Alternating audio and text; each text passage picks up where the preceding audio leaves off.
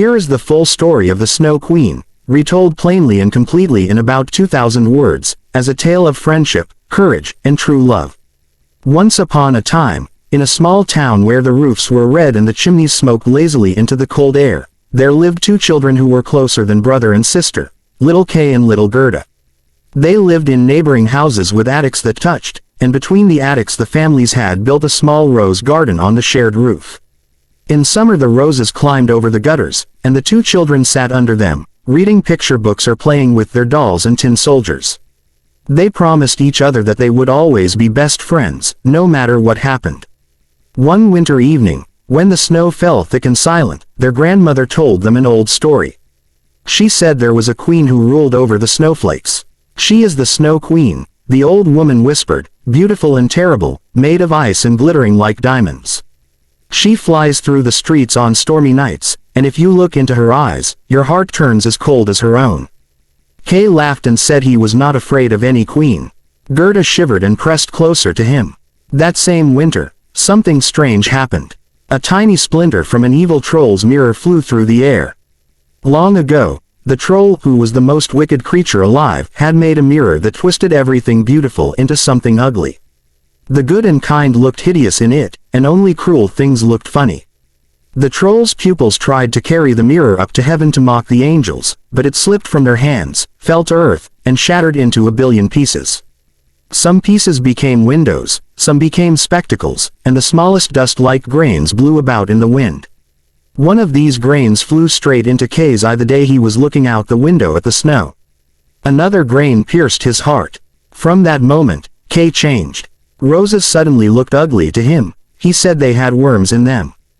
Gerda's smile looked stupid. He mocked his grandmother and kicked his toys to pieces. He became sharp-tongued and cold.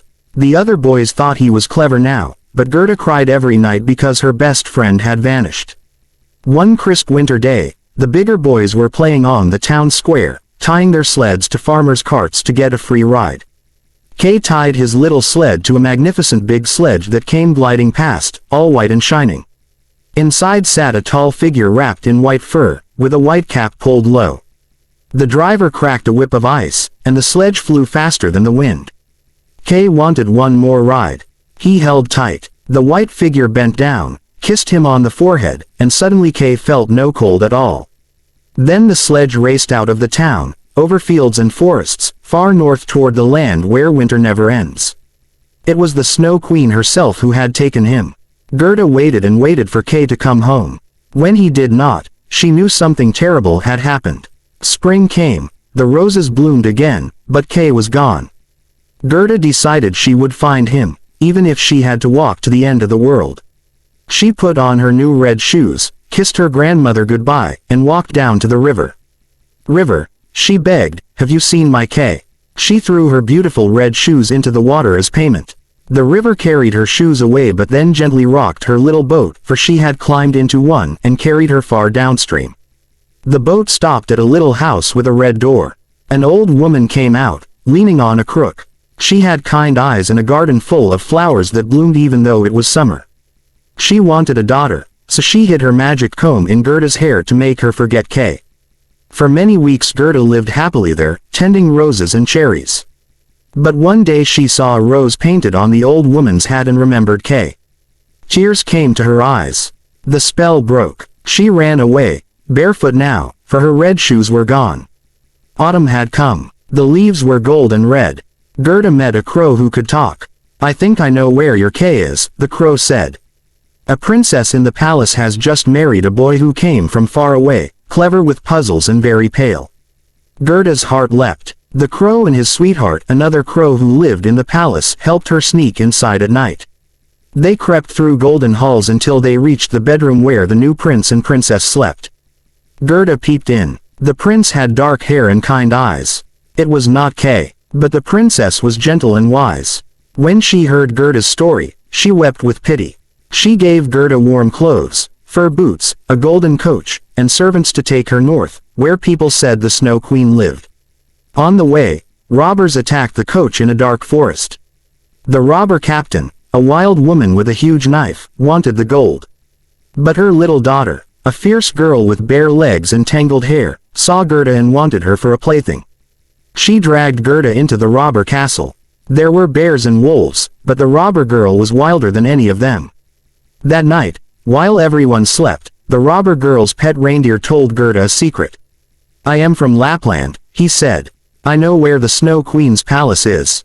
It lies beyond the great ice fields, where the northern lights burn green and red." The robber girl had a soft heart under all her fierceness. She freed Gerda and the reindeer and even gave Gerda her own mittens. "Go," she said, "find your Kay, and tell him if he ever comes this way, I will stab him for fun." She laughed, but tears stood in her eyes. The reindeer ran like the wind. He carried Gerda across frozen lakes and through blizzards. They stopped at the hut of an old Lapp woman, who wrote a message on a dried fish and told the reindeer to take Gerda to the Finn woman, who knew everything. The Finn woman lived in a hut so hot that she sat naked by the fire. She read the message on the fish and looked deep into the flames. "Kay is with the Snow Queen," she said. "The splinter is still in his eye and heart. Only one thing can save him. The love of a little girl who is stronger than all the Queen's ice.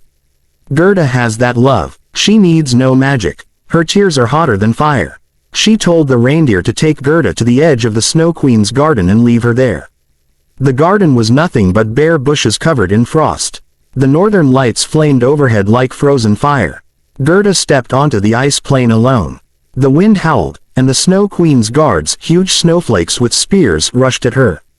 Gerda was terrified, but she began to pray the Lord's Prayer she had learned from her grandmother. As she prayed, her breath turned into little angels that grew bigger and stronger. They fought the snowflake guards and melted them away. Gerda ran on until she reached the palace of ice.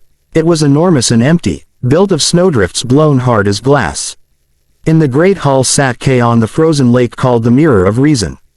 He was blue with cold, almost black, but he did not feel it. The Snow Queen had told him that if he could put together the ice pieces to spell the word eternity, he would be his own master and she would give him the whole world and a pair of new skates. Kay worked and worked, moving the sharp ice fragments, but they would never form the word.